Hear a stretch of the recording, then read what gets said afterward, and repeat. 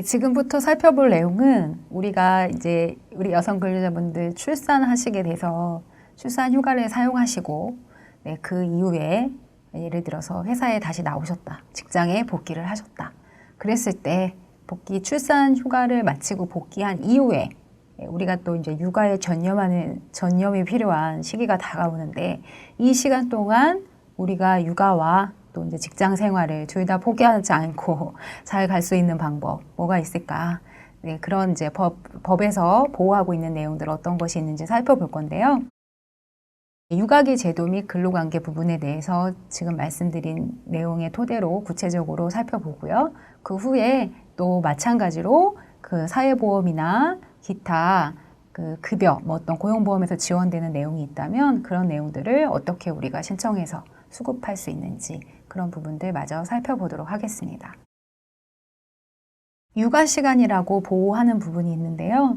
이 부분은 우리가 앞에서 출산 전후 휴가, 그러니까 그 임신 출산기에서 마치 태아검진 시간을 보호했듯이 우리 뭐 꼭 똑같은 거는 아니지만 육아 시간은 우리가 자녀를 출산하시면은 이제 수유를 하시는 경우들이 있죠. 그래서 육아 시간은 생후 1년 미만의 유아를 가진 여성 근로자가 청구를 하게 되면 1일 2회 각각 30분 이상의 유급 수유 시간을 주도록 하는 부분입니다. 뭐 사실은 너무 당연하다고 생각하실 수 있죠. 이거를 구태여 법에서 이렇게 해야 되나 하는 생각도 들 수가 있지만 법에서도 보호를 하고 있으니까 여러분들 당당하게 수유 시간, 육아 시간을 챙기시면은 참 좋을 것 같은데 다만 이제 그 휴게실이 되어 있지 않다던가 네, 그런 문제 때문에 여전히 어려움은 있으실 것 같아요. 하지만 이런 부분도 또 마찬가지로 개선이 다각적으로 또 고용보험이나 기타 이제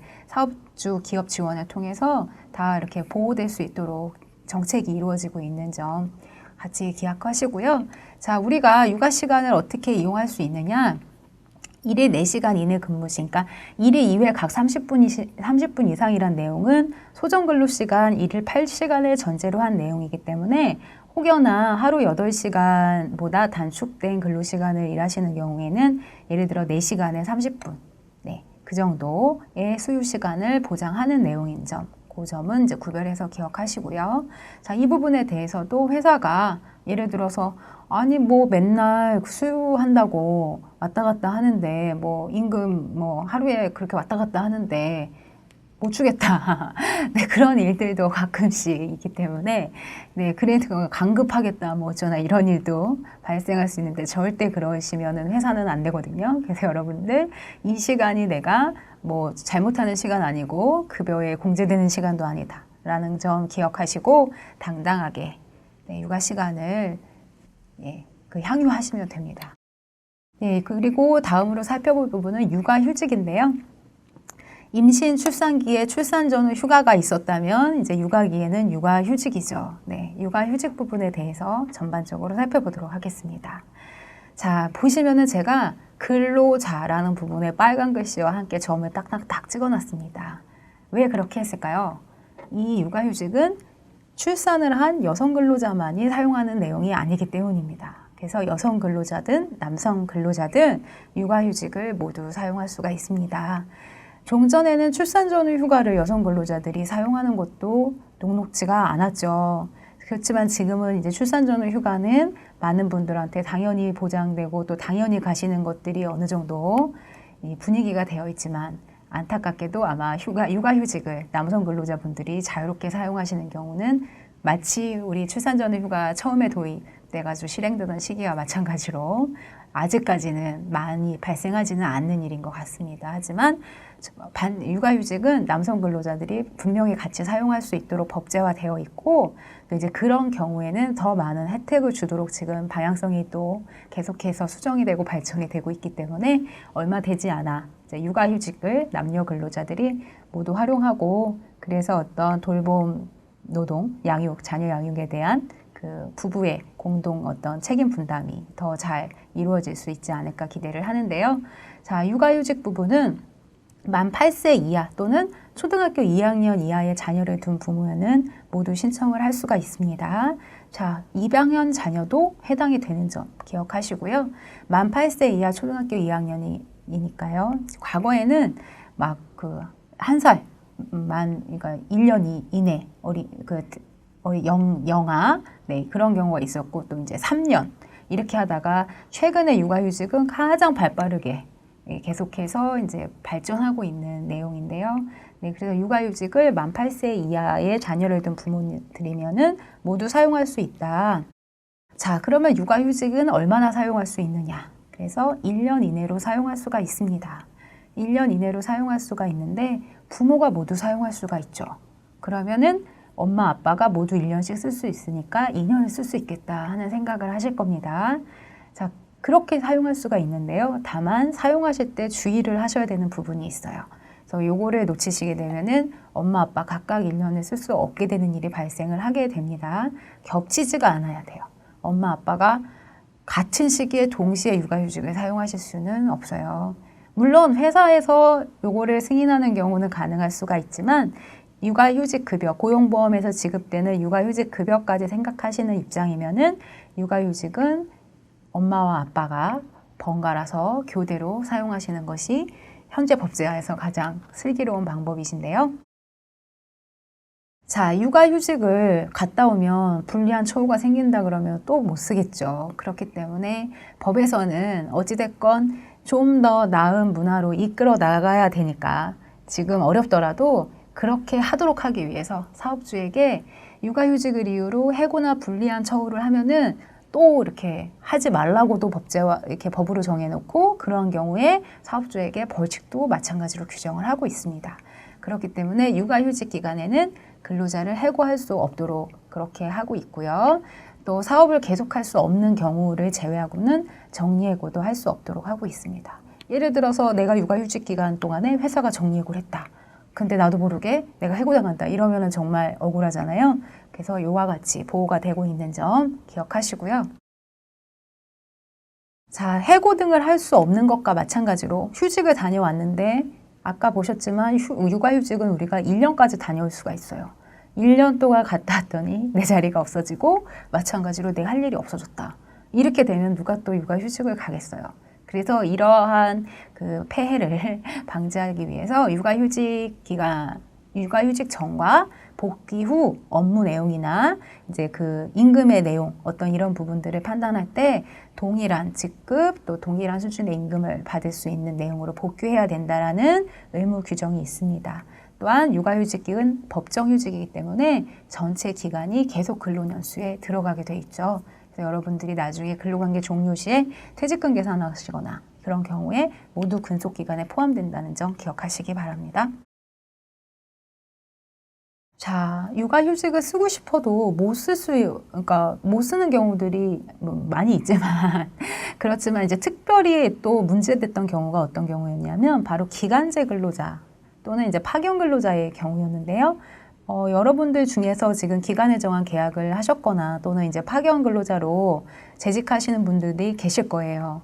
자, 이러한 경우에 우리나라 그 기간제 단시간 근로자, 기간제 근로자 및 단시간 근로자 등에 관한 법률 등에서는 기간을 정한 계약을 현재 법에서는 2년 이상을 하게 될 경우에 기간의 정함이 없는 근로자로 간주가 되죠.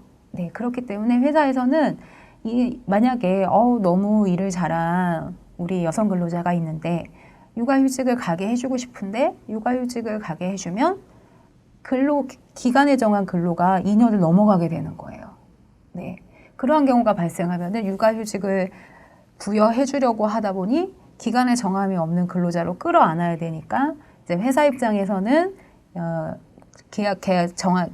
정규직 전환의 계획이 없었던 회사라고 하면은 그 부담이 있기 때문에 이제 육아휴직 부여조차 할 수 없게 되는 그런 이제 다른 결과들이 발생을 했었죠. 그래서 이 부분 때문에 우리 기간제 근로자라고 하더라도 또는 파견 근로자라고 하더라도 육아휴직을 사용할 수 있도록 해야 된다라는 취지에서 자, 2년의 기간에 정한 계약이 2년을 초과하는 경우 자, 그런 경우에는 만약에 육아휴직을 다녀오게 돼서 2년이 넘어가는 기간이면은 이제 육아휴직 기간은 빼고, 네. 그래서 기간제법을 위반했는지 안 했는지를 판단을 하도록 법이 바뀌어 있어요. 그렇기 때문에 여러분들이 혹여나 예를 들어서 2년의 계약을 체결을 했는데 2015년 12월 31일 날 기간이 만료를 하게 된다. 근데 내가 육아휴직을 다녀오게 되면은 2016년 5월이 된다. 이런 경우가 생기면은 원칙적 종전의 법에 의하면은 회사에서 기간의 정함이 없는 근로자로 전환되니까 그냥 육아휴직을 예를 들어 2015년 12월 31일까지밖에 못 쓰도록 했겠지만 지금과 같은 경우에는 우리 법에서 보장된 육아휴직 기간을 모두 사용할 수가 있죠. 그만큼은 만약에 2015년 12월 31일에서 더 간다고 하더라도 기간제법 위반이 되지 않아서 회사에서도 육아휴직을 조금 더 편하게 그런 다른 어떤 구속사항 없이 육아휴직을 부여할 수 있도록 하고 있기 때문에 이런 점들을 이해하시고 적극적으로 활용하셔야지 됩니다. 자, 육아휴직 부분에서 또 우리가 살펴볼 거는 자, 회사에 마찬가지로 벌금이 부과된다는 점. 근데 우리가 항상 기억해야 될 게 있어요. 이런 부분은 출산 전후 휴가와 같이 출산이라는 어떤 사실이 있으면 당연히 발생하고 회사에서 당연히 줘야 되는 것들이 아니라 신청을 해야지 되는 부분이에요. 여러분들이 신청을 하지 않으면 뭐 육아휴직을 신청하지 않는데 회사에서 알아서 부여해야 될 책임은 없기 때문에 육아휴직을 부여하지 않는다고 또 회사에 어떤 벌칙이 있는 것도 아닙니다.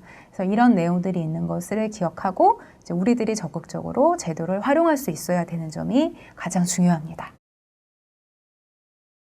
자, 육아휴직 신청은 어떻게 할까요? 육아휴직 신청은 휴직 개시 예정일, 여러분들이 육아휴직을 계획하고 계시면 언제부터 휴직 들어가야 되겠다 예상하시는 날들이 있을 건데요.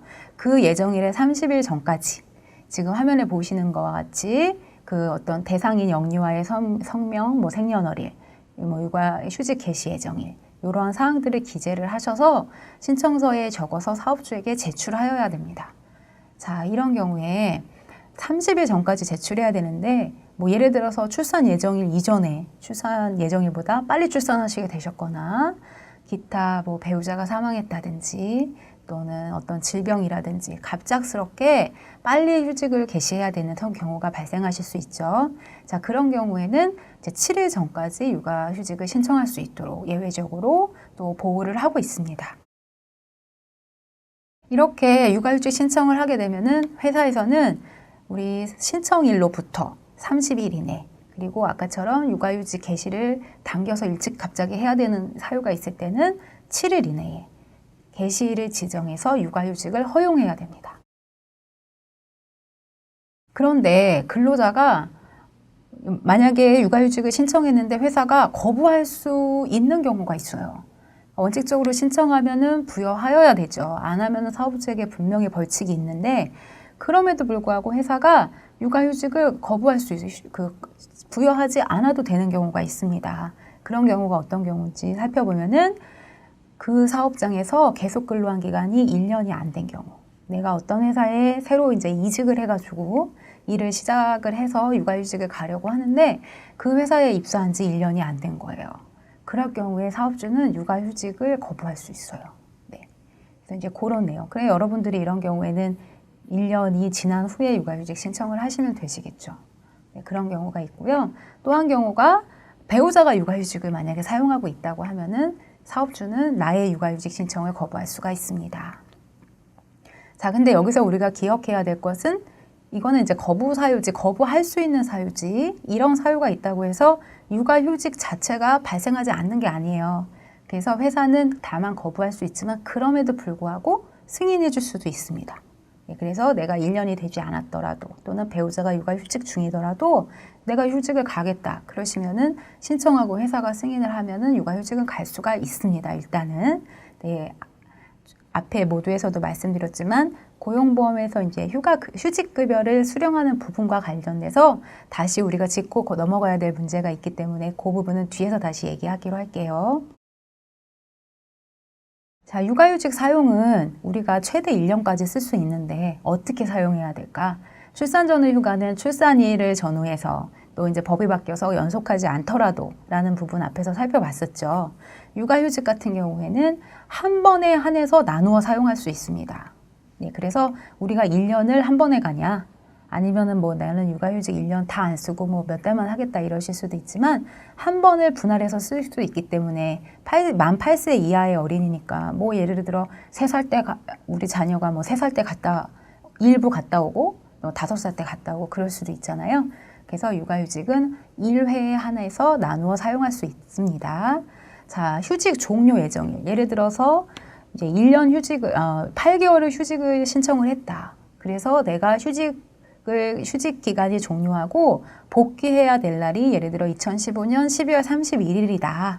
그렇게 했을 때 만약에 휴직 종료 예정일을 아무래도 2015년 12월 31일은 아직은 안 될 것 같아. 조금 늦추자. 2016년 1월 달로 가자. 이렇게 해가지고 연기할 수 있느냐? 한 번만 할 수 있습니다. 자, 그렇다고 하면은 미리도 당겨갈 수 있을까요?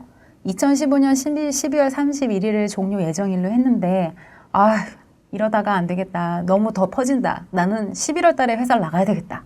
만약에 그러시는 분들도 계시더라고요. 자, 그래서 일찍 나가고자 하는데 그러면 그런 경우에도 회사에서 당연히 그럼 빨리 나오십시오. 이렇게 강제가 될까요?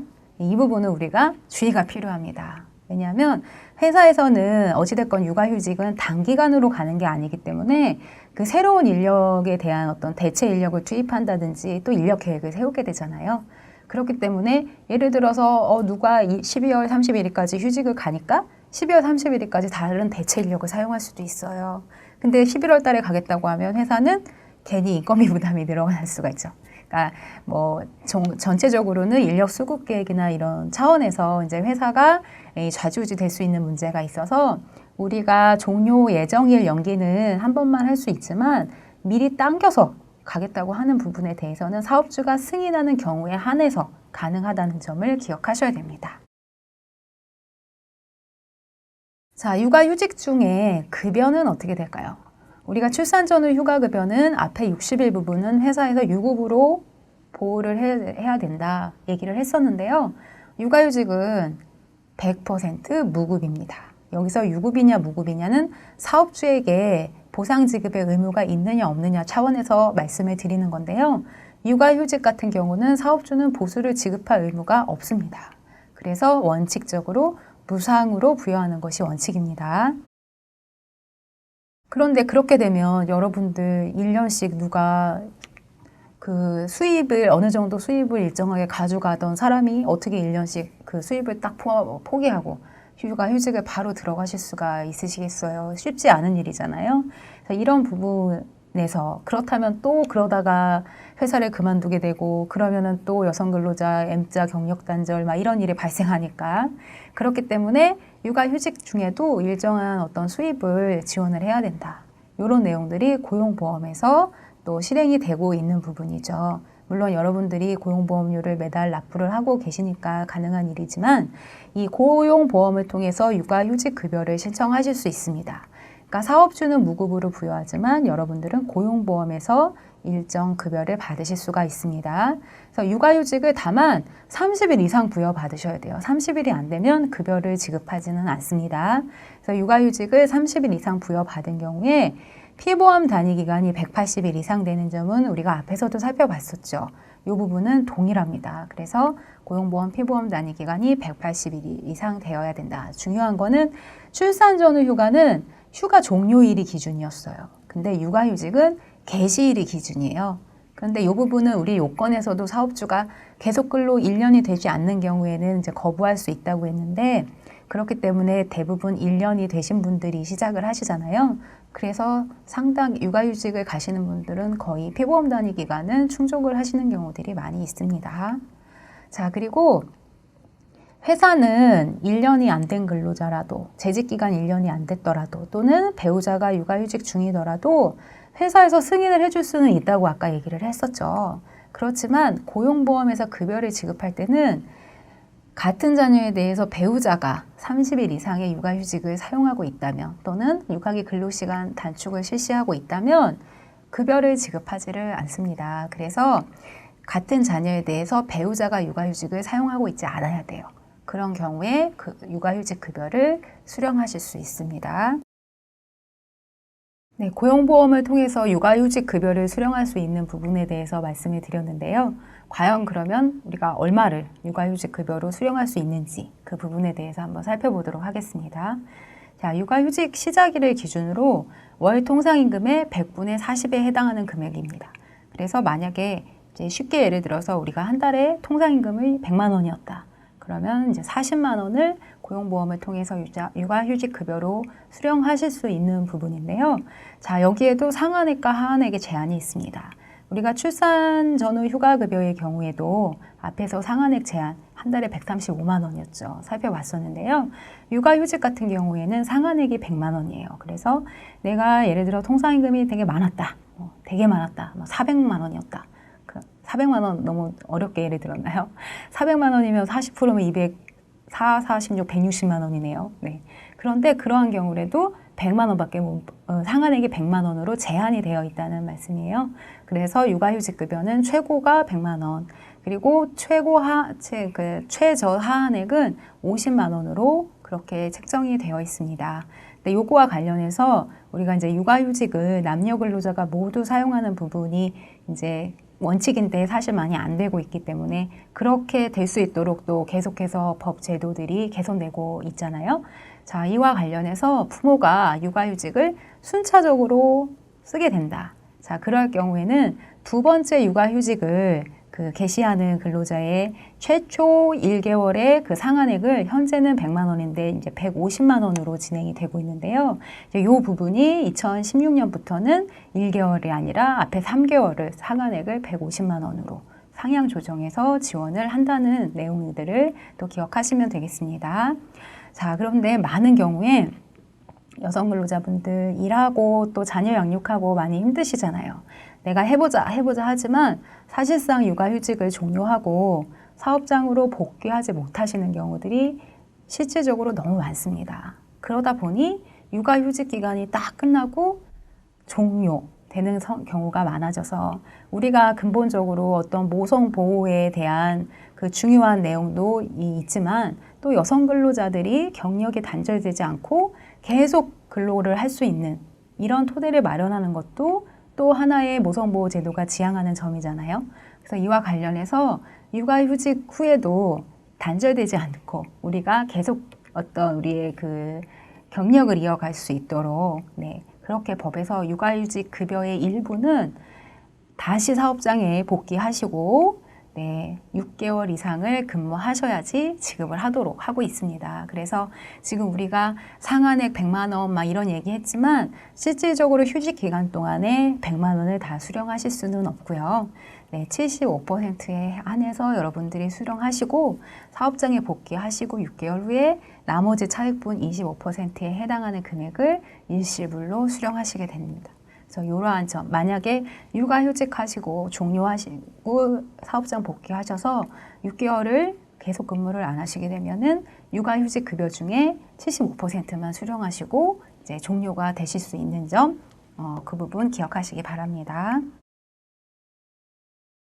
자, 육아휴직 급여를 안 주는 경우도 있어요. 어떤 경우에 육아휴직 급여를, 육아휴직을 사용했음에도 불구하고 급여를 지급하지 않을까요? 자, 그런 경우 보시면 육아휴직은 양육을 위해서 휴직을 하는 건데 육아휴직을 하고 딴 데 가서 일하시면 육아휴직 급여가 지급되지 않습니다. 그래서 이직하시거나 새로 취업하시거나 자, 이런 부분들은 여러분들이 주의하셔야 됩니다. 육아휴직 급여는 지급되지 않고요. 그리고 혹시나 또 거짓이나 그 밖에 부정한 방법, 최근에 육아휴직이 악용되는 사례들도 또 많이 이야기가 되고 있는데요. 자, 그런 경우에도 육아휴직 급여 지급이 제한됩니다. 그래서 그 부분도 주의하셔야지 됩니다. 하지만 이럴 수 있죠. 내가 아이가 둘인데 한 아이에 대해서 육아휴직하고 다른 활동을 하셨어요. 그래서 지급 제한이 됐는데 다른 아이에 대해서 육아휴직에 들어간다. 이럴 때까지 앞에서 잘못했으니까 두 번째도 안 돼요. 이런 부분은 아니에요. 그래서 여러분들이 이제 새로운 육아휴직 발생 요건이 되면은 그 부분에 대해서 정상적으로 진행이 되니까요.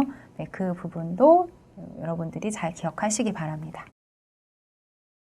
그리고 육아휴직은 원칙적으로 사업주가 무급으로 부여를 하는 것이 그러니까 사업주가 급여를 지급해야 될 의무가 없잖아요. 근데 우리 회사들이 또 이제 근로조건이나 이런 부분에 있어서 개선을 꾀하다 보면 육아휴직 기간에도 급여를 지급하는 이제 경우들이 발생을 하는 경우들이 있습니다. 자, 그럼 그런 경우에 육아휴직 급여를 고용보험에서도 받는데 회사에서도 급여를 준다. 일 안 하고 많이 급여가 생기겠네요. 네, 그런 거는 바르지 않다. 근로하는 동안보다 더 그러면 안 된다. 네, 그런 취지에서 그 회사에서 지급하는 금액과 육아휴직급여 75%를 초과하는 금액의 합계액이 월 통상임금보다 초과하게 되는 경우에는 초과하는 금액만큼 육아휴직급여에서 그러니까 지금 한 달에 육아휴직 기간 동안에 75%를 수령하시잖아요. 그 부분에서 공제가 됩니다.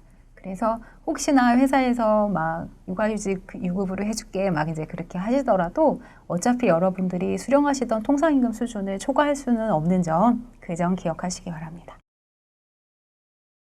지금까지 육아휴직에 대해서 살펴봤고요. 이제 육아휴직과 같이 사용할 수 있는 제도로 육아기 근로시간 단축이라는 제도가 있습니다. 자, 이 부분은 육아휴직으로 완전히 쉬어버리면 다시 직장 복귀가 어렵다. 그럴 수 있으니 우리가 양육에 집중해야 되지만 그래도 계속해서 회사에 나가서 일을 하면은 오히려 직장에 복귀하는 게 어렵지 않을 것 같다. 네, 이런 여러 가지 어떤 또 아이디어들이 같이 반영이 돼서 육아기 근로시간 단축 제도가 시행이 되고 있는데요. 제목에서 보시는 것처럼 일단은 우리가 육아휴직의 요건을 만족하는 그 육아기, 그 경우에 근로시간을 단축해서 일을 하겠다 사업주한테 신청을 하면 사업주는 여기에 대해서 허용하여야 합니다. 의무예요. 신청을 하는 경우에는. 자, 육아휴직과 함께 쓸 수 있는 제도이기 때문에 육아기 근로시간 단축 기간도 1년 이내로 진행이 되고요. 육아기 근로시간 단축을 허용하는 경우에는 자, 내가 하루에 2시간만 일하겠다. 예를 들어서. 그렇게 또 너무 짧게 일하면 너무 또 회사에서 예를 들어서 전혀 이 작업이 진행되지 않을 수도 있고 또는 하루에 30분만 줄이겠다. 이거는 실질적으로 어떤 육아기 근로시간 단축의 취지에 그렇게 부합한다고 볼 수도 없습니다. 그래서 육아기 근로시간 단축은 주당 한 주에 15시간 이상이어야 하고 30시간을 초과할 수 없도록 하고 있습니다. 육아휴직과 마찬가지로 육아기 근로시간 단축을 근로자가 신청해서 사용하고 있다는 사실로 인해서 사업주는 해고 등 기타 불리한 처우를 하면은 안 될 의무를 가지고 있고요. 또 그 육아기 근로시간 단축 종료 후 육아기 근로시간 단축 전과 같은 업무, 같은 수준의 임금을 지급하는 직무로 복귀시켜야 되는 그런 의무를 또 회사는 부담하고 있습니다. 자, 육아기 근로시간 단축 신청을 어떻게 할까요? 네, 이 부분도 육아휴직과 마찬가지로 단축을 시작하려는 날의 30일 전까지 육아기 근로시간 단축 기간 중 그 대상 자녀가 누군지, 생년월일이 어떻게 되는지, 언제 시작을 할 건지 지금 화면에서 보시는 내용들 이런 부분을 적어서 마찬가지로 사업주에게 제출하여야 되죠. 우리가 기억할 점은 신청해야지 회사에서 의무가 발생하는 거지 여러분들이 신청하지 않는데 회사에서 당연히 주어야 되는 부분은 아니에요. 그래서 이러한 내용들을 기재를 하셔서 회사에 제출을 하시고요. 육아기 근로시간 단축을 신청을 하게 되면은 회사에서는 30일 이내에 아까 육아휴직과 마찬가지죠. 육아기 근로시간 단축 개시일을 지정해서 근로시간 단축을 허용하여야 합니다. 육아휴직과 마찬가지로 육아기 근로시간 단축도 사업주가 거부할 수 있는 경우가 있어요. 두 가지 경우는 육아휴직과 동일한 경우입니다. 계속 근로기간이 1년이 되지 않는 경우, 그리고 같은 영유아에 대해서 배우자가 이미 육아휴직을 실시하고 있는 경우, 육아휴직과 마찬가지죠. 이런 경우에는 육아기 근로시간 단축도 회사에서 거부할 수 있습니다. 근로자의 신청을. 근데 특히 육아기 근로시간 단축의 경우에는 거부할 수 있는 경우가 추가로 더 있는데요. 어떤 경우냐면 여기서 직업 안정기간이라고 했는데 여러분들 고용센터 생각하시면 되고요. 고용센터에 구인 신청을 하고 대체 인력을 구하는 거예요. 회사에서.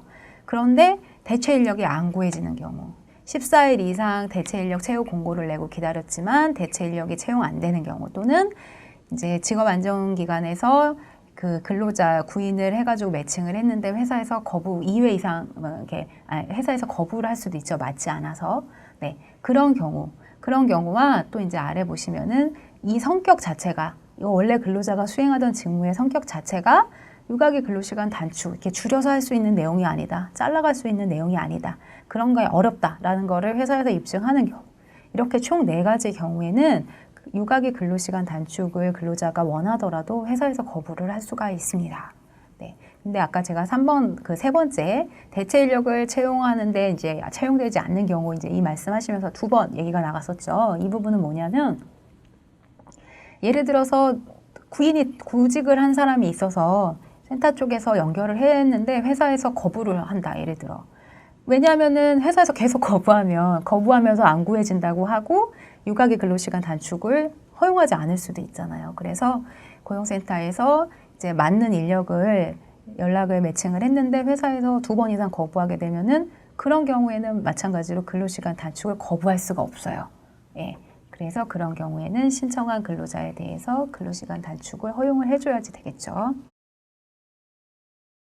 자, 육아기 근로시간 단축의 근로조건이 좀 중요합니다. 여러분들이 육아휴직과 조금 다르게 여기서 기억하셔야 되는데요.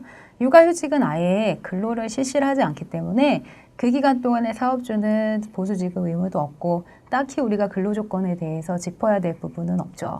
그런데 육아기 근로시간 단축 기간에는 실질적으로 단축된 근로를 여러분들이 제공을 하시게 돼요.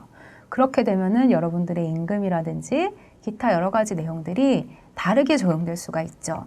물론 아무 합리적 이유 없이 부당한 처우를 받는 것은 금지되고 있지만 합리적인 이유가 있는 경우에 근로조건 변경이 가능하기 때문에 어떤 부분이 달라질 수 있는지 살펴보도록 하겠습니다. 자, 여기서 보시면 기본적으로 근로시간에 비례해서 근로조건이 적용되는 경우는 합리적인 이유가 있습니다. 그래서 그런 경우에 대해서 사업주가 불합리한 처사를 하는 것은 아니에요. 자, 이렇게 근로시간에 따라 비율로 적용해서 바뀌어진 근로조건. 이전에 내가 하는 일과 달라지게, 그러니까 8시간 했던 거를 예를 들어서 하루에 4시간으로 줄인다. 그러면 그에 맞춰서 임금도 바뀌게 될 것이고, 네. 그래서 그런 부분들은 근로조건이 변경되는 부분인데요. 근로시간을 비롯해서 근로조건 변경 시에는 근로계약서를 새로이 작성해야 돼요. 그리고 그 부분에 대해서 또 근로자한테 교부를 해야 되죠. 그래서 여러분들은 회사와 새롭게 달라진 근로조건에 대해서 계약서를 작성하시게 될 것이고 그 부분을 또 이제 교부를 받아서 확인하실 수 있을 거예요. 자, 그럼 우리가 확인해야 될 것들이 어떤 것들이 있냐? 자, 여러분들이 예전에는 하루에 8시간을 일을 했었다. 근데 지금 바뀌어서 예를 들어 하루에 6시간을 일한다. 이렇게 진행이 되시게 되면은 원칙적으로는 6시간을 초과해서 일을 회사에서 연장 근로를 요구할 수가 없어요. 그렇게 되면 근로시간의 단축간 의의가 없잖아요. 그렇기 때문에 단축된 근로시간 외에 연장 근로 요구할 수 없지만 근로자가 명시적으로 청구하는 경우에 그런 경우에는 회사에서 이제 12시간 이내에서 연장 근로를 일주일에 12시간 이내에서 연장 근로를 할 수가 있습니다. 그래서 이제 이런 부분을 기억하시는데요. 또 하나 근로시간 단축을 한 근로자에 대해서 평균임금 상정 시 우리가 평균임금은 보통 이제 퇴직금 산정할 때 평균임금 산정하시고 또 기타 뭐 산재 뭐 이런 그 산재 보험이나 이런 부분 관련할 때도 평균임금 산정하시는데 기타에서도 뭐 회사가 평균임금을 산정할 수 있는 일이 발생할 수 있겠죠. 그런 경우에는 육아기 근로시간 단축 기간 동안에는 평균임금 산정 기간에서 빼요. 여러분들이 수령하신 임금이랑 수령하신 임금을 뺍니다. 왜 그러냐면 작게 일했기 때문에 급여가 작죠. 그런데 그거를 평균임금으로 계산하시게 되면 여러분들의 평균임금이 뚝 떨어지게 돼요. 그러면은 예를 들어 퇴직금을 계산한다고 할 때도 여러분들이 수령하실 수 있는 퇴직금이 작아지게 되죠. 그렇기 때문에 근로자한테 불리하다. 그래서 육아기 근로시간 단축 기간의 임금은 평균임금 산정 시에는 공제 빼도록 포함하지 아니하도록 하고 있습니다. 자, 그리고 또 궁금해하시는 내용이 연차휴가인데요. 연차휴가. 내가 회사를 다니긴 다니는데 종전보다 많이 일은 하지 않고 있죠. 그럼 내 연차휴가는 어떻게 될 것인가? 자, 연차휴가를 기본적으로 우리가 1년에 80% 이상 출근하면 네, 계속 근로 연수에 따라 달라질 수 있지만 기본적으로 15일의 휴가가 발생을 하고 있잖아요. 자, 그런 경우에 육아기 근로시간 단축 기간도 포함해서 출근율을 계산합니다. 내가 짧게 일했다고 해서 예를 들어 8시간 일하다가 4시간 일했다고 해서 내 출근율이 50%로 주는 게 아니에요. 그래서 출근율은 동일하게 다 계산을 한다.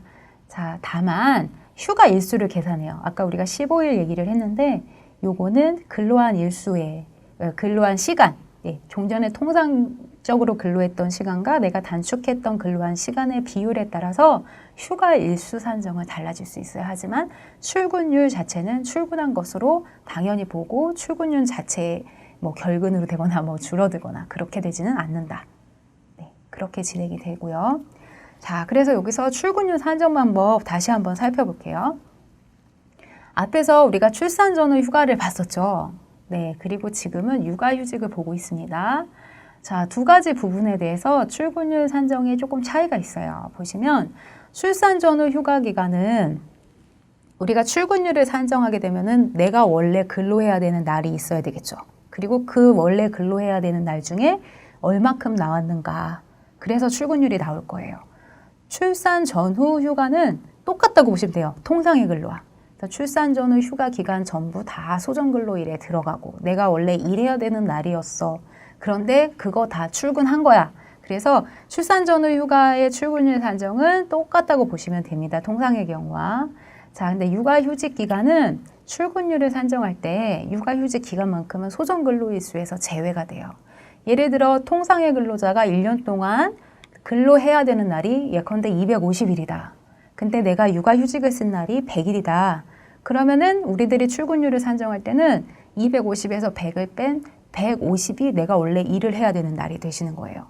그래서 그 150일 중에 실제로 출근한 날, 이렇게 해서 출근율을 산정하시게 됩니다. 그래서 육아휴직은 당해 사업장의 연간 총소정일수, 제가 지금 250일로 예들었던 부분이죠. 거기서 휴직 기간을 제외하고 남은 소정근로일에 대한 출근, 그 날, 휴직 기간을 제외하고 남은 날들 중에 내가 몇 % 출근했느냐를 통해서 출근율을 산정을 합니다. 이렇게 나온 출근율을 토대로 휴가 일수를 며칠에 부여하느냐는 아까 앞에서 살펴본 바와 같이 우리가 실질적으로 1년 365일을 전부 일하는 경우와 휴직을 갔다 온 경우를 똑같이 주게 되는 경우는 또 공정하지 않다라고 판단이 될 수가 있기 때문에 휴가 일수도 통상의 근로자가 15일이 발생한다. 80% 이상 출근에 대해서 그러면 우리는 육아휴직 소정일수 비례, 예를 들어서 통상의 근로자가 250일이었고 우리가 휴직 기간을 제외하고 150일이 소정근로일이었다 하면은 그 비율에 따라서 휴가 일수는 조정된다. 네, 그 부분을 이제 구별해서 이해를 하셔야 됩니다. 앞에서 평균 임금 산정 기간에 육아휴직 기간 동안 이제 육아기 근로시간 단축 기간에 어떤 보수가 들어가게 되면 근로자한테 더 불리하다는 말씀을 드렸었는데요. 네, 이 부분 한번 다시 정리를 하겠습니다. 출산 전후 휴가 기간과 육아휴직 기간, 이 부분은 출근율과 달리 동일하게 처리됩니다. 마찬가지죠. 출산 전후 휴가 기간 동안에도 90일 중에 60일만 사업주한테 유급의 책임이 있고 나머지 30일은 유급이 아니잖아요. 고용보험에서 지원이 되더라도 최고 상한액이 제한됩니다. 그렇기 때문에 이 기간 동안에 평균 임금 산정에 다 넣게 되면은 내가 평소에 받던 임금에 비해서 줄어들게 되죠. 그러니까 예를 들어 2개월의 임금을 3으로 나누는 경우가 되는 거예요.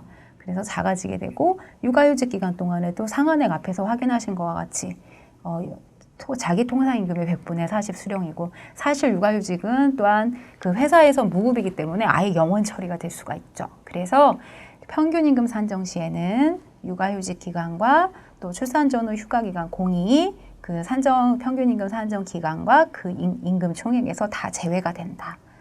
그래서 혹시 이런 부분 회사가 모르고 집행하시는 경우가 있기 때문에 여러분들이 확인을 하실 필요가 있습니다.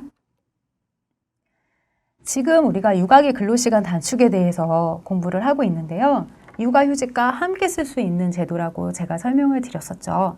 그리고 어떻게 사용하느냐 봤을 때 육아휴직에서 1회 분할해서 사용할 수 있다는 설명을 드렸었는데요.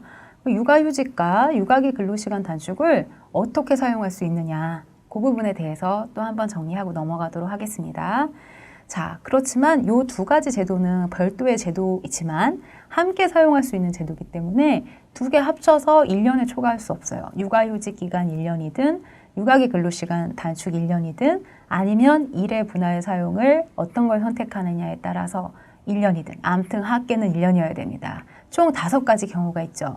첫 번째 보시면 육아휴직만 사용하는 경우 한 번, 또 한 번은 육아휴직 근로시간 단축만 일에 사용하는 경우, 또는 육아휴직만 2번에 나눠 쓰는 경우, 또 육아기 근로시간 단축만 2번에 나눠 쓰는 경우, 마지막으로 육아휴직 한 번, 육아기 근로시간 한 번 이렇게 사용하실 수 있어요. 현행 법제 하에서는 육아휴직과 육아기 근로시간 단축을 사용하실 수 있는 방법은 이렇게 5가지라고 보시면 됩니다. 자, 육아기 근로시간 단축 기간에는 우리가 일정 시간을 근로를 하시게 될 거예요. 그렇기 때문에 여러분들에게 회사에서 지급되는 보수가 발생합니다. 자, 그러면은 내가 육아휴직을 가면 일 하나도 안 하고도 고용보험에서 일부 금액이 지급되는데 내가 육아기 근로시간 단축을 해서 조금 일하면 휴직급여 못 받는다. 그러면 또 육아기 근로시간 단축을 또 아예 그럴 거면 쉬지 이러실 수도 있겠죠. 그렇기 때문에 육아기 근로시간 단축을 실시하시더라도 단축급여를 지급을 하고 있습니다.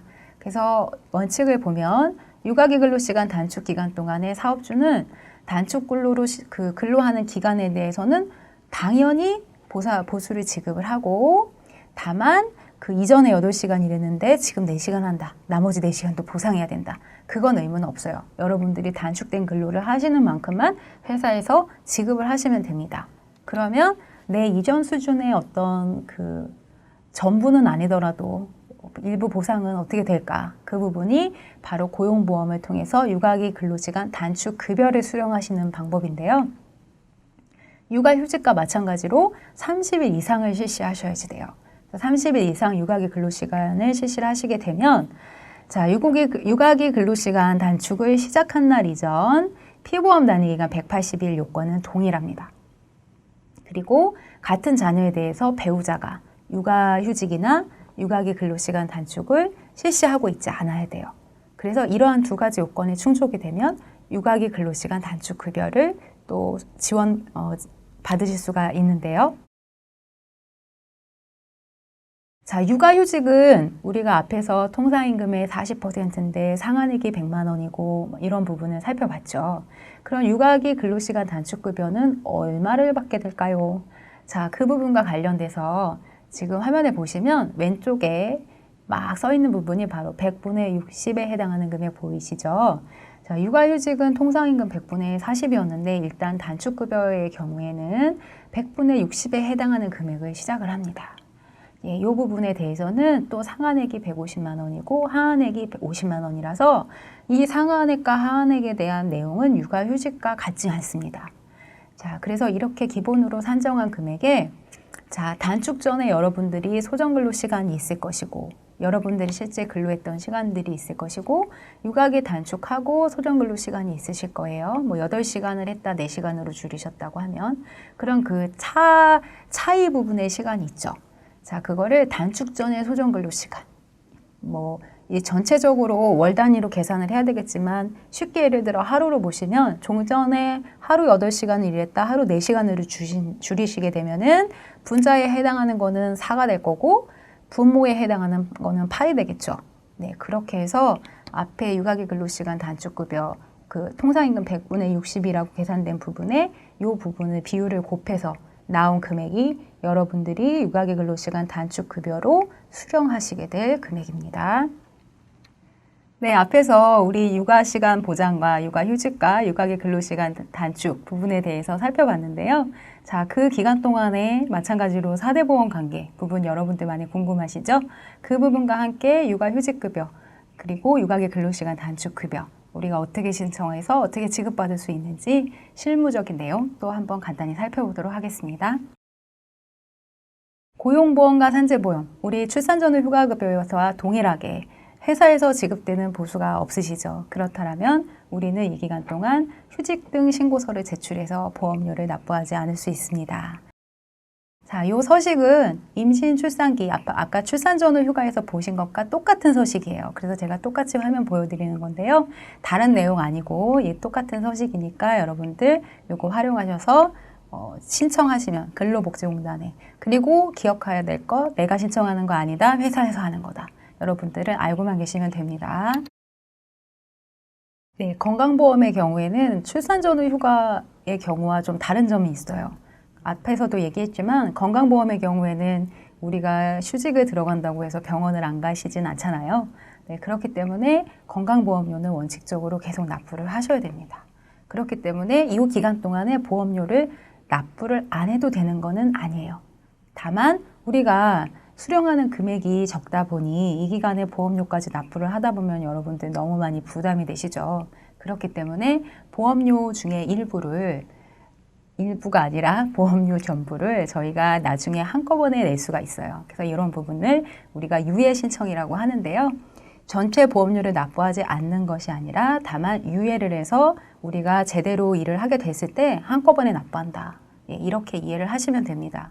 그런데 건강보험 같은 경우에 나중에 아무리 그래도 우리가 한꺼번에 내려면 금액이 엄청나죠, 여러분.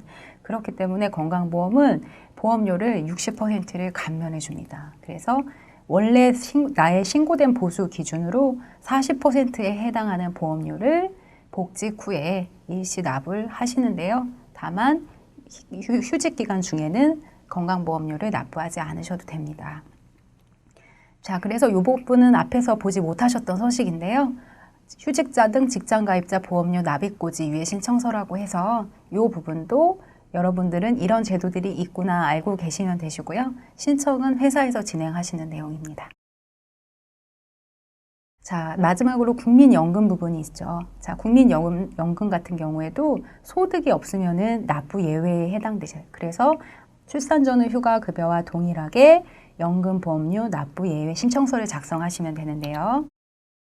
이 부분도 출산 전후 휴가 급여에서 봤던 것과 동일한 서식입니다. 그래서 휴가 휴직 때랑 출산 전후 휴가 갈 때랑 서식이 다르구나. 그런 건 아니고 동일한 서식이니까 참고하시고요.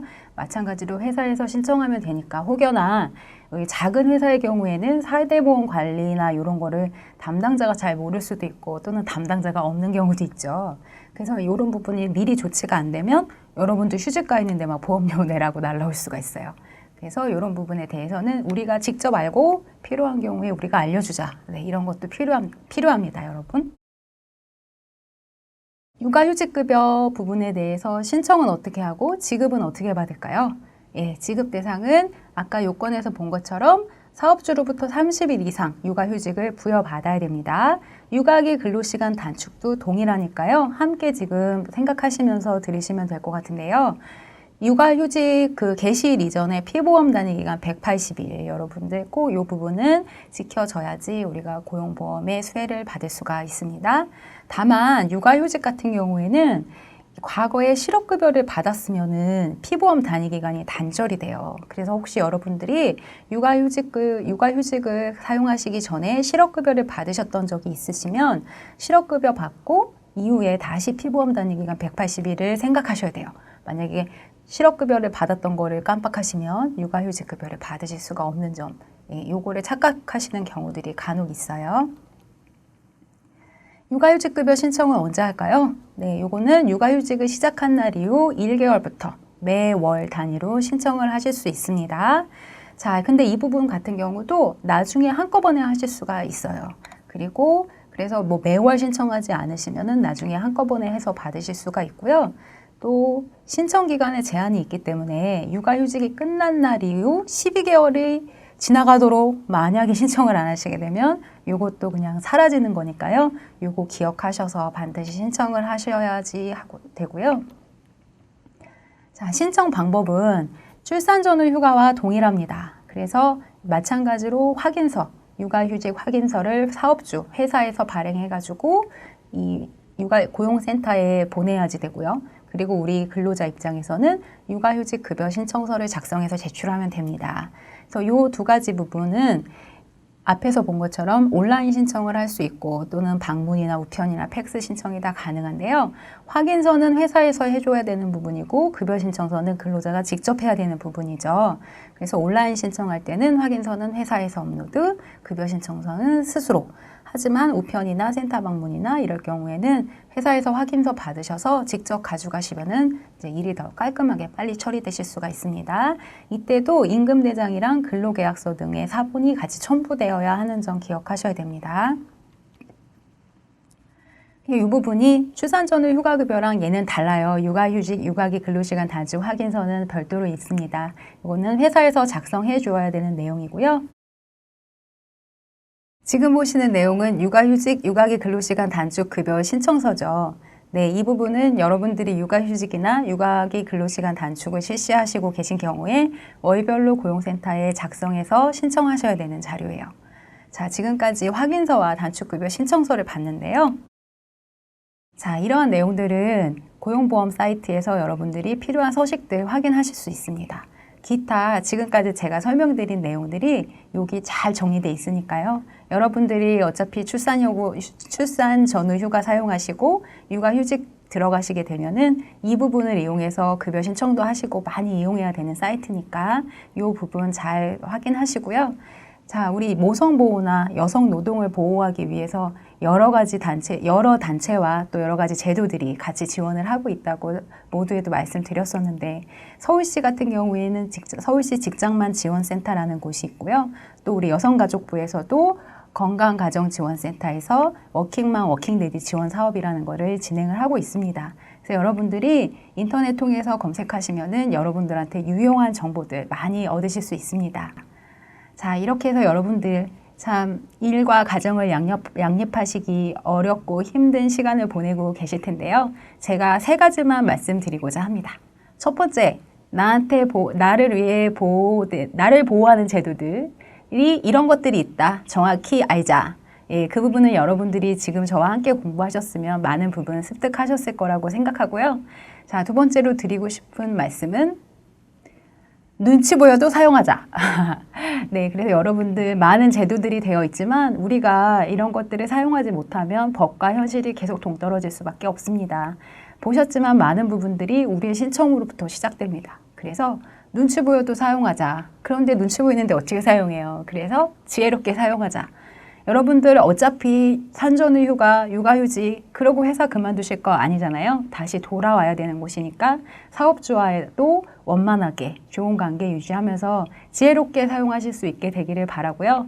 그럼에도 불구하고 우리들의 권리를 지켜주지 않는 그런 상황에 처하시게 되면 여러분들은 고용노동부나 기타 또 여러분들을 도와줄 수 있는 많은 기관들을 이용해서 여러분들의 권리를 찾아 누리실 수 있습니다. 네, 여러분들의 지치지 않는 경력 계속을 응원합니다. 감사합니다.